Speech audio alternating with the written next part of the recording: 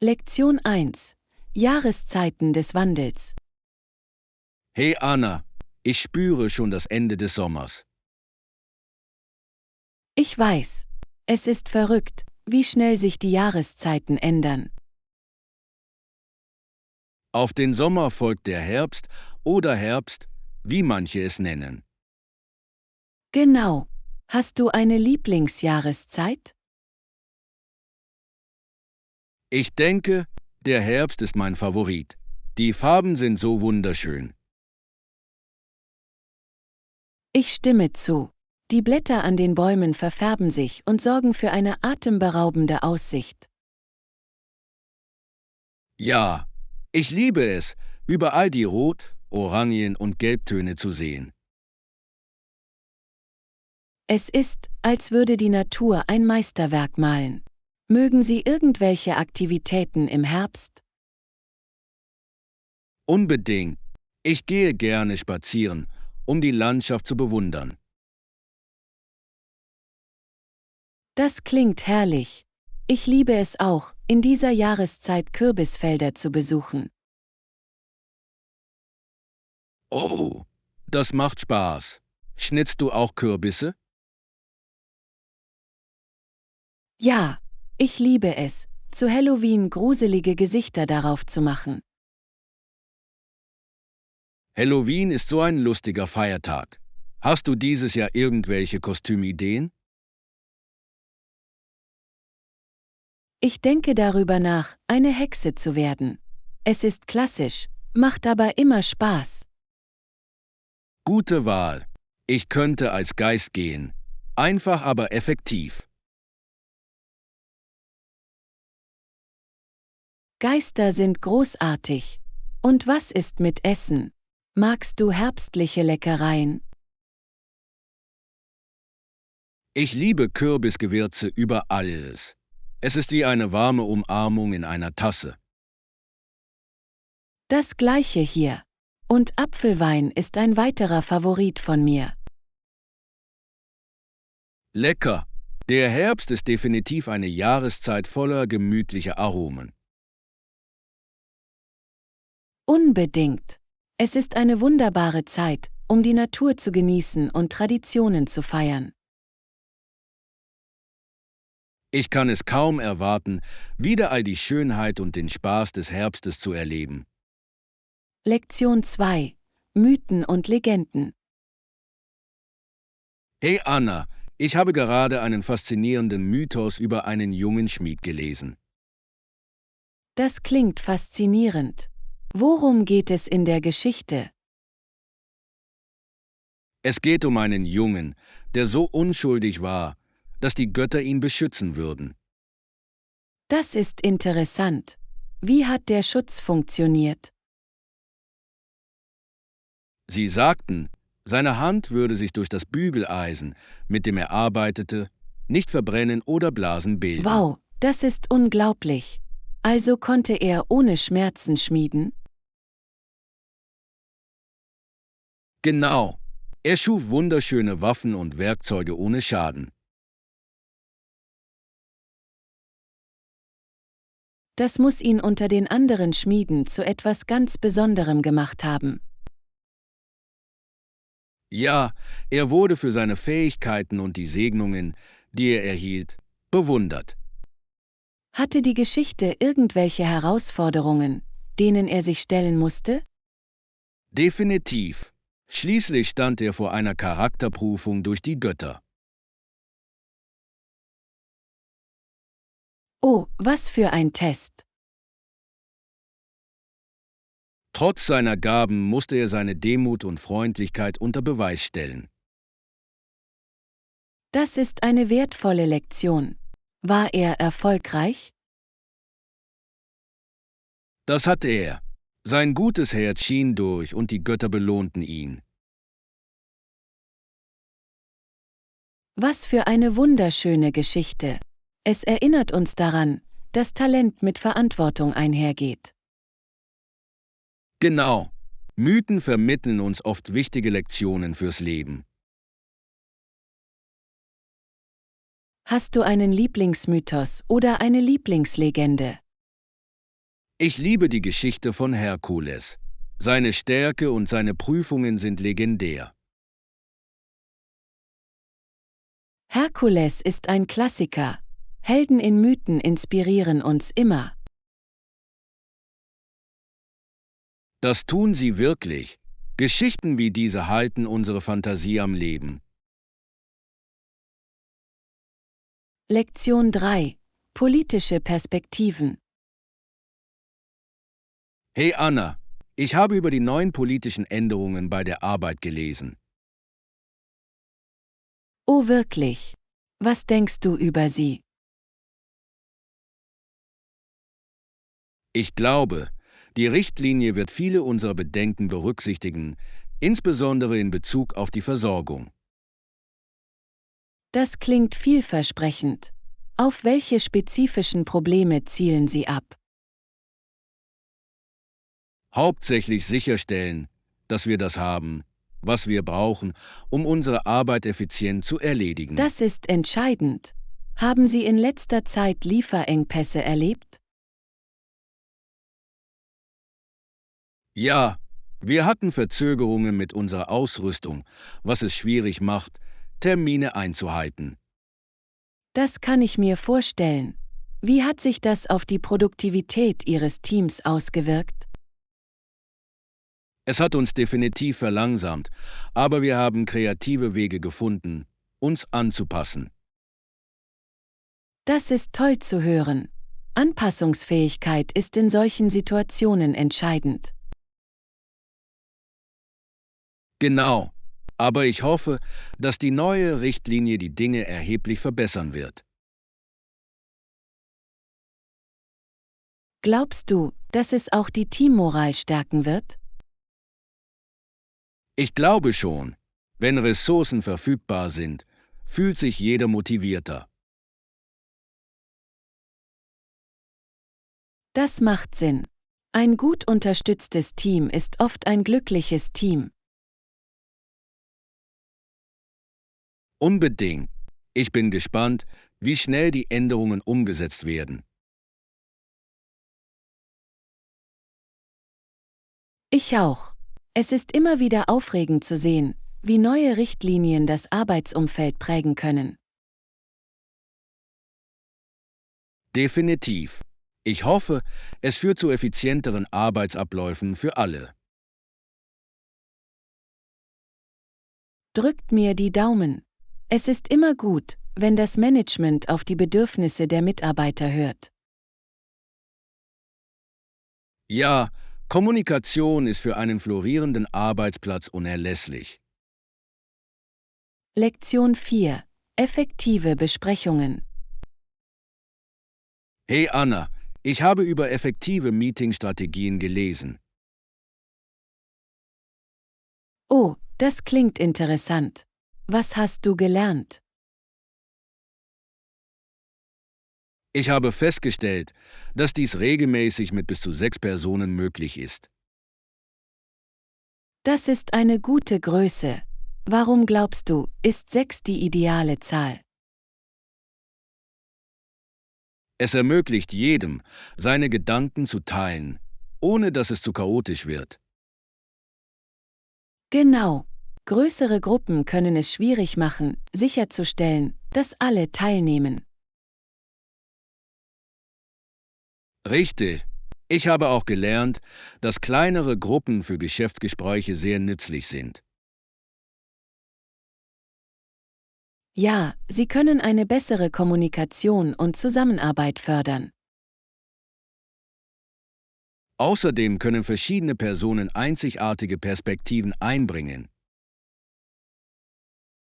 Unbedingt. Vielfältige Sichtweisen führen oft zu innovativeren Lösungen. Waren Sie schon einmal in einer Besprechung, die zu groß war? Ja, es fühlte sich an, als ob die Hälfte der Zeit damit verbracht wurde, allen Gehör zu verschaffen. Das kann frustrierend sein. Was ist Ihrer Meinung nach der beste Weg, um damit umzugehen? Ich glaube, dass es entscheidend ist, vor dem Treffen eine klare Tagesordnung festzulegen. Tolle Idee. Das sorgt dafür, dass die Diskussion konzentriert und auf Kurs bleibt. Außerdem kann es allen helfen, sich geschätzt zu fühlen, wenn jede Person sprechen kann. Ich stimme zu. Es ist wichtig, ein inklusives Umfeld zu schaffen. Denken Sie, dass Technologie dabei helfen kann? Definitiv. Tools wie Videokonferenzen können Teammitglieder an entfernten Standorten effizient miteinander verbinden. Ja, und Sie können Diskussionen für diejenigen aufzeichnen, die nicht teilnehmen konnten. Genau. Auf diese Weise bleibt jeder informiert und engagiert. Lektion 5. Das Wichtigste für einen Strandurlaub. Hey Anna, ich freue mich so auf unseren Strandurlaub. Ich auch. Hast du alles gefunden, was du für die Reise brauchst? Fast. Ich habe ein paar trendige Strandmode gekauft, die ich kaum erwarten kann, sie zu zeigen. Das ist genial. Welche Art von Stilen hast du gewählt? Ich habe einen hellen, farbenfrohen Badeanzug und ein stylisches Cover-Up bekommen. Klingt perfekt für den Strand. Ich habe vor, mir eine neue Sonnenbrille zu besorgen. Tolle Idee. Sonnenbrillen sind ein Muss, um Ihre Augen vor der Sonne zu schützen. Genau. Außerdem verleihen sie jedem Outfit eine lustige Note. Ich stimme zu. Bringst du irgendwelche Accessoires mit? Ja, ich habe einen süßen Strandhut gefunden, um die Sonne von meinem Gesicht fernzuhalten. Das ist klug. Ein guter Hut kann einen großen Unterschied machen. Hast du eine Strandtasche bereit? Das tue ich. Es ist groß genug für Handtücher, Sonnencreme und Snacks.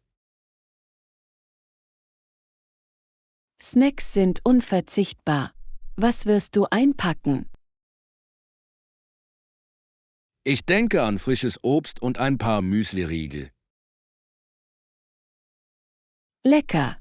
Gesunde Snacks eignen sich hervorragend für einen Tag am Strand. Unbedingt. Und ich bringe ein gutes Buch zum entspannten Lesen mit.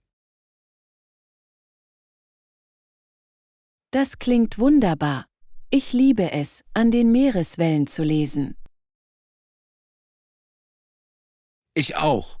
Mit unseren trendigen Fundstücken sind wir bereit für unseren Strandurlaub. Lektion 6. Dynamik im Klassenzimmer.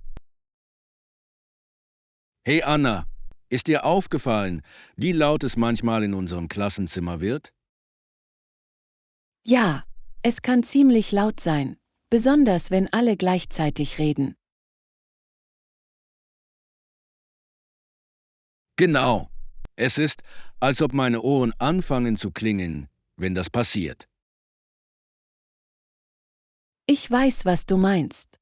Es kann schwierig sein, sich auf die Anweisungen des Lehrers zu konzentrieren. Unser Klassenzimmer ist voller Schreibtische, wodurch es sich noch überfüllter anfühlt. Richtig.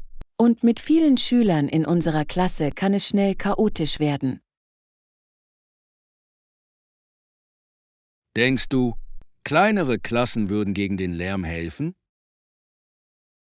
Definitiv. Eine kleinere Gruppe würde eine bessere Kommunikation ermöglichen.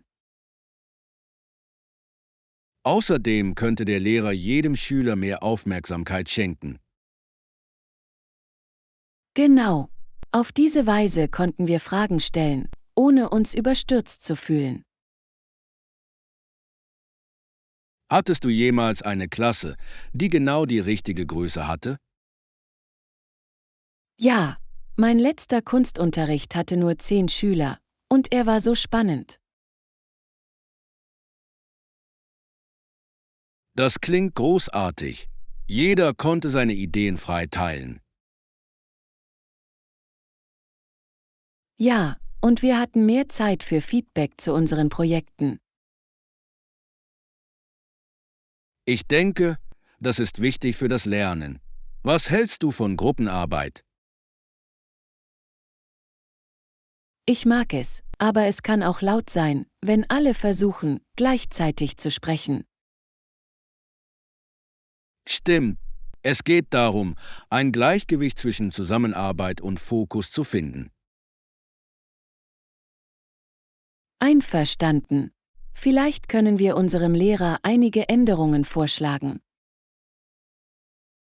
Das ist eine tolle Idee. Die Verbesserung unserer Unterrichtsumgebung würde allen zugutekommen. Lektion 7. Kulinarische Abenteuer. Hey Anna, hast du in letzter Zeit irgendwelche neuen Restaurants hier entdeckt? Hallo John. Ja, ich habe ein spezielles Yoga-Programm gefunden, das auch gesunde Mahlzeiten anbietet. Das klingt interessant.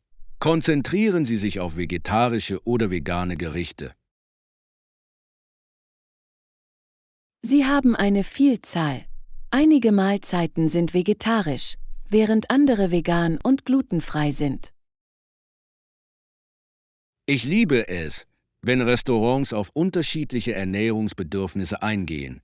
Was ist dein Lieblingsgericht von dort? Ich habe einen Quinoa-Salat mit gebratenem Gemüse probiert und er war köstlich. So frisch und sättigend. Das klingt unglaublich. Ich bin immer auf der Suche nach Ideen für gesunde Mahlzeiten. Haben Sie irgendwelches Motiv? Ja, sie bieten eine Reihe von Smoothies voller Obst und Superfoods an. Die Beerenmischung ist mein Favorit. Lecker. Ich liebe Beerensmoothies. Gibt es noch andere Orte, die du empfiehlst? Es gibt ein neues thailändisches Lokal, das gerade eröffnet wurde. Ich habe gehört, dass ihr Pad Thai unglaublich ist. Ich wollte schon immer authentisches thailändisches Essen probieren. Was ist mit Dessertoptionen? Sie haben ein Kokosnuss-Klebreis-Dessert, das herrlich klingt. Oh, ich liebe Kokosnuss. Das klingt nach einem Muss. Denkst du, wir sollten es zusammen überprüfen?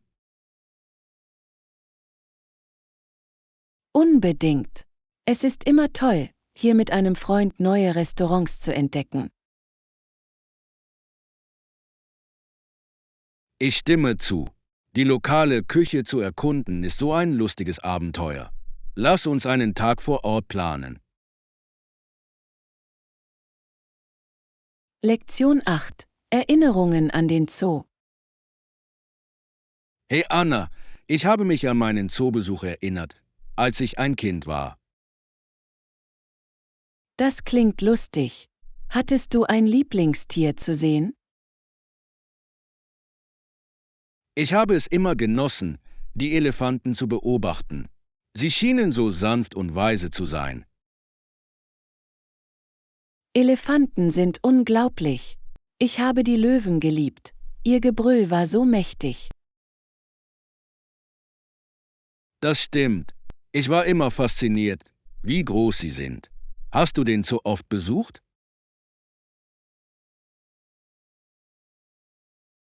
Nicht wirklich. Meine Familie lebte weit weg, also waren wir nur ein paar Mal im Jahr dort. Das gleiche hier. Es fühlte sich jedes Mal besonders an, wenn wir gingen. Erinnerst du dich an einen bestimmten Besuch? Ja, einmal musste ich eine Giraffe füttern. Ihre Zunge war so lang. Das ist so ein cooles Erlebnis. Ich wollte auch schon immer einen füttern. Es war unvergesslich. Was ist mit dir? Irgendwelche unvergesslichen Momente? Ich erinnere mich an einen Tag, an dem ein Affe versuchte, meinen Hut zu stehlen. Es war saukomisch. Affen können so boshaft sein. Sie scheinen immer etwas vorzuhaben. Ja, sie haben mich zum Lachen gebracht. Hast du jemals Fotos im Zoo gemacht? Jede Menge. Ich liebe es, auf diese Fotos zurückzuschauen. Sie bringen so viele Erinnerungen zurück. Ich sollte auch meine alten Fotos ausgraben. Es würde Spaß machen, gemeinsam in Erinnerungen zu schwelgen. Definitiv. Vielleicht können wir eines Tages einen Ausflug in den Zoo planen und neue Erinnerungen sammeln. Das klingt nach einer perfekten Idee. Ich würde es gerne wieder erleben. Lektion 9. Monarchen auf der ganzen Welt. Hey Anna, ich habe gelesen, dass es in den meisten Ländern keine Könige und Königinnen mehr gibt. Das stimmt. Es ist faszinierend, wie viele Länder zu anderen Regierungsformen übergegangen sind.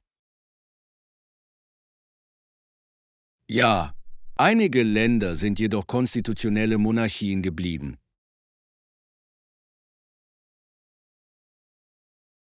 Genau. Länder wie Großbritannien und Japan haben immer noch Kaiser und Monarchen. Ich finde die königlichen Traditionen in diesen Ländern wirklich interessant. Ich auch. Die Zeremonien und Veranstaltungen sind geschichtsträchtig. Haben Sie jemals ein königliches Ereignis wie eine Hochzeit oder eine Krönung gesehen? Ja, ich habe die Hochzeit von Prinz Harry und Meghan gesehen. Es war umwerfend. Das war eine wunderschöne Veranstaltung. Die Musik, die Outfits, alles war so elegant. Unbedingt.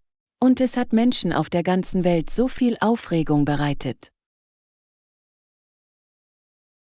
Es ist interessant, wie Königshäuser heute noch die Aufmerksamkeit der Öffentlichkeit auf sich ziehen können. Definitiv. Denken Sie, dass eine Monarchie der nationalen Identität hilft? Ich glaube, das tut es. Es verbindet Menschen mit einer gemeinsamen Geschichte und Kultur. Das ist ein gutes Argument. Manche Menschen sind stolz auf ihr königliches Erbe. Richtig. Es gibt aber auch Debatten darüber, ob Monarchien veraltet sind.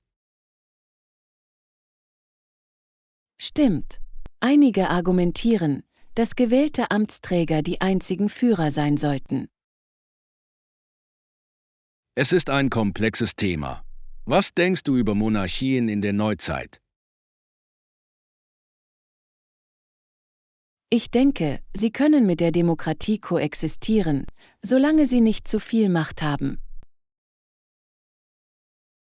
Das macht Sinn. Ein Gleichgewicht ist wichtig für eine gesunde Gesellschaft. Lektion 10. Die Umarmung der Natur. Hey Anna, ich habe darüber nachgedacht, wie sehr ich es liebe, an diesem perfekten Ort zu leben. Das klingt wunderbar. Was gefällt dir daran am meisten? Ich lebe von der Schönheit, die mich umgibt. Sie inspiriert mich jeden Tag. Die Natur kann so erhebend sein. Verbringst du viel Zeit im Freien? Unbedingt. Ich laufe auf Pfaden, die mich zu atemberaubenden Ausblicken führen. Das klingt unglaublich. Welche Art von Trails erkundest du? Es gibt Waldwege mit hohen Bäumen und offenen Feldern voller Wildblumen. Wow, ich kann mir vorstellen, wie friedlich das sein muss. Machst du Fotos? Ja, ich liebe es, die Landschaft einzufangen. Jede Jahreszeit bringt etwas Neues. Das ist eine tolle Idee. Was ist deine liebste Jahreszeit zum Wandern? Ich denke, der Herbst ist mein Favorit. Die Farben sind lebendig und magisch. Ich stimme zu. Die frische Luft und die bunten Blätter sorgen dafür, dass sich alles lebendig anfühlt. Genau, es ist eine perfekte Zeit, um über die Natur nachzudenken und sie zu schätzen. Siehst du jemals Wildtiere auf deinen Spaziergängen? Ja, ich habe Rehe, Hasen und sogar ein paar Falken gesehen. Es ist aufregend. Das muss eine fantastische Erfahrung sein. Die Natur steckt voller Überraschungen. Das ist es wirklich. Ich fühle mich so mit der Welt um mich herum verbunden, wenn ich draußen bin. Ich verstehe. Zeit in der Natur zu verbringen kann so verjüngend sein. Definitiv. Es erinnert mich daran, langsamer zu werden und die einfachen Dinge zu genießen. Lektion 11. In Gewässern navigieren. Hey Anna, ich habe neulich einen neuen Begriff im Zusammenhang mit Wasser gelernt. Oh wirklich? Was ist es? Es heißt schiffbares Wasser. Es beschreibt Wasser, das gerade tief genug ist, um sicher befahren zu werden. Das ist interessant. Das ist also wichtig für Boote und Schiffe, oder? Genau. Wenn das Wasser nicht schiffbar ist, können Schiffe stecken bleiben oder beschädigt werden. Warst du schon einmal auf einem Boot? Ja, ich bin einmal mit einem kleinen Flussboot gefahren und es hat viel Spaß gemacht. Das klingt aufregend. Hast du irgendwelche interessanten Sehenswürdigkeiten entlang des Flusses gesehen? Das haben wir. Es gab wunderschöne Bäume und sogar einige Wildtiere. Ich liebe es, in der Natur zu sein. Auf dem Wasser muss es friedlich gewesen sein. Das war es wirklich. Das sanfte Geräusch des Wassers war so entspannend. Erinnerst du dich an bestimmte Momente von dieser Reise? Ja, wir sahen eine Entenfamilie, die neben uns schwamm. Wie niedlich. Die Natur hat immer diese kleinen Überraschungen. Unbedingt. Ich habe gelernt, dass es für die Sicherheit wichtig ist, schiffbare Gewässer zu verstehen. Definitiv. Es ist faszinierend, wie sich die Geografie auf unsere Aktivitäten auswirkt. Ist es? Die Kenntnis der Wassertiefe kann bei der Planung von Aktivitäten wie Angeln oder Bootfahren hilfreich sein. Das ist ein großartiger Punkt. Es ist wichtig, die Natur zu respektieren und sie gleichzeitig zu genießen. Ich könnte nicht mehr zustimmen. Informiert zu sein macht unsere Erfahrungen noch besser. Lektion 12. Auf dem Weg nach London. Hey Anna, weißt du was? Ich fliege nächste Woche nach London. Wirklich. Das ist aufregend. Wie steht's mit dir? Ich gehe auch nach London. Was für ein Zufall. Es scheint, dass wir beide auf demselben Abenteuer sind. Was hast du vor zu sehen? Ich möchte das British Museum besuchen und die historischen Artefakte sehen. Gute Wahl. Ich habe gehört, dass es eine unglaubliche Sammlung hat. Ja, ich interessiere mich besonders für den Rosetta Stone. Was ist mit dir? Ich möchte den Buckingham Palace erkunden und vielleicht den Wachwechsel miterleben. Das klingt nach einer lustigen Erfahrung. Warst du schon einmal in London?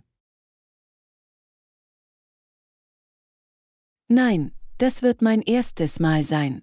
Ich kann es kaum erwarten, alles zu sehen. Das gleiche hier. Ich habe gehört, dass die Straßen voller lebendiger Kultur sind. Definitiv. Ich freue mich auch darauf, traditionelles britisches Essen zu probieren. Ich auch. Fish and Chips sind ein Muss. Und was ist mit Nachmittagstee? Es klingt so reizend. Ich stimme zu. Ich würde gerne Gebäck genießen, während ich Tee trinke. Perfekt. Wir sollten auch planen, einige lokale Märkte zu besuchen. Das ist eine tolle Idee. Sie haben oft einzigartiges Kunsthandwerk und Essen. Ja, ich liebe es, besondere Souvenirs zu finden, um mich an die Reise zu erinnern. Unbedingt. Es wird ein unvergessliches Abenteuer für uns beide. Lektion 13. Fortbewegung. Hey Anna, weißt du, wie man zur Kunstgalerie kommt? Ja, das tue ich. Es ist nicht zu weit von hier entfernt. Wirklich? Ich dachte, es könnte ein langer Spaziergang sein.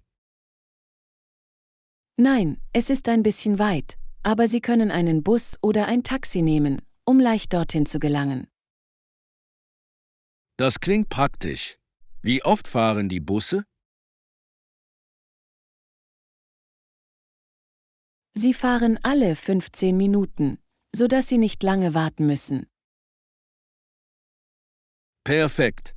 Denkst du, es ist den Besuch wert? Unbedingt. Die Ausstellungen sind unglaublich und ändern sich ständig. Ich liebe zeitgenössische Kunst. Werden bestimmte Künstler vorgestellt? Ja, sie haben Werke von lokalen und internationalen Künstlern. Das ist aufregend. Ich würde gerne einige Unikate sehen. Sie werden bestimmt etwas finden, das Ihnen ins Auge fällt. Wie lange sollte ich deiner Meinung nach dort verbringen? Ich würde mindestens 2 Stunden empfehlen, um die Ausstellungen wirklich zu genießen. Großartig. Ich werde dafür sorgen, dass ich genug Zeit einplane. Und vergiss nicht, den Geschenkeladen zu besuchen. Sie haben einige coole Artikel. Fantastisch. Ich liebe es, einzigartige Souvenirs zu finden. Ich auch. Es ist eine großartige Möglichkeit, sich an Ihren Besuch zu erinnern. Danke für die Tipps. Anna, ich kann es kaum erwarten zu gehen. Lektion 14. Neue Orte erkunden. Hey Anna, ich habe von der Eröffnung eines neuen Marktes in der Innenstadt gehört. Oh wirklich? Das klingt nach einem unterhaltsamen Ort zum Erkunden. Ja, ich habe gehört, dass es lokales Kunsthandwerk und leckeres Essen geben wird. Ich liebe solche Märkte. Sie haben eine so lebendige Atmosphäre. Genau. Außerdem ist es eine großartige Möglichkeit, lokale Künstler und Anbieter zu unterstützen. Ich freue mich über alle Vorschläge, die Sie mir zu Sehenswürdigkeiten gegeben haben. Das freut mich zu hören. In unserer Stadt gibt es so viel zu entdecken. Haben Sie bestimmte Anbieter, auf die Sie sich freuen? Ich freue mich riesig auf die Imbissstände. Ich habe tolle Dinge über die Tacos gehört. Tacos klingen unglaublich. Ich hoffe, sie haben einige einzigartige Aromen. Ich habe gehört, dass sie würziges Mango- und Chipotle-Huhnchen haben werden. Wow, das klingt köstlich. Die werde ich auf jeden Fall auch ausprobieren. Wir sollten zusammen hingehen und einen Tag daraus machen. Das ist eine fantastische Idee. Wir können den Markt erkunden und etwas zu Mittag essen. Und vielleicht findest du ein paar coole handgemachte Geschenke für unsere Freunde. Ja, ich liebe einzigartige Geschenke, die eine Geschichte erzählen. Es wird ein lustiges Abenteuer. Ich kann es kaum erwarten, es mit dir zu besprechen. Lektion 15. Einkaufsstress. Hey Anna, hast du dich beim Einkaufen schon einmal gestresst gefühlt? Oh ja, absolut. Manchmal kann es wirklich überwältigend sein. Ich weiß, was du meinst. Es ist nervig, wenn die Geschäfte zu voll sind. Definitiv. Es kann das Einkaufen für alle Beteiligten stressig machen. Und wenn Menschen aneinander vorbeidrängen, fühlt es sich chaotisch an. Genau. Ich kaufe lieber in ruhigeren Zeiten ein, wenn ich kann. Das ist eine kluge Idee. Was ist deine Lieblingszeit zum Einkaufen? Frühmorgens oder spätabends funktioniert normalerweise am besten für mich. Ich stimme zu. Außerdem erhalten sie auf diese Weise mehr Aufmerksamkeit vom Personal. Stimmt. Es ist schön, wenn dir jemand hilft, ohne dich gehetzt zu fühlen. Hattest du schon einmal ein Einkaufserlebnis, das Spaß gemacht hat? Ja, ich war letzten Monat auf einem Pop-up-Markt und es war so lebhaft. Das klingt aufregend. Was hat dir daran am meisten Spaß gemacht? Die Atmosphäre war großartig und ich habe einige einzigartige handgefertigte Gegenstände gefunden. Ich liebe es, einzigartige Dinge zu entdecken. Hast du etwas Besonderes gekauft? Ja, ich habe eine wunderschöne handbemalte Tasse gekauft. Es ist jetzt mein Favorit.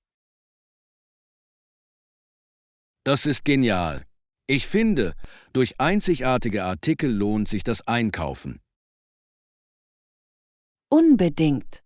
Es geht nur um das Erlebnis und die Funde. Lass uns planen, bald gemeinsam einige lokale Märkte zu besuchen. Bitte abonniere, like und teile unseren Kanal. Deine Unterstützung hilft uns, noch mehr großartige Inhalte zu erstellen. Danke.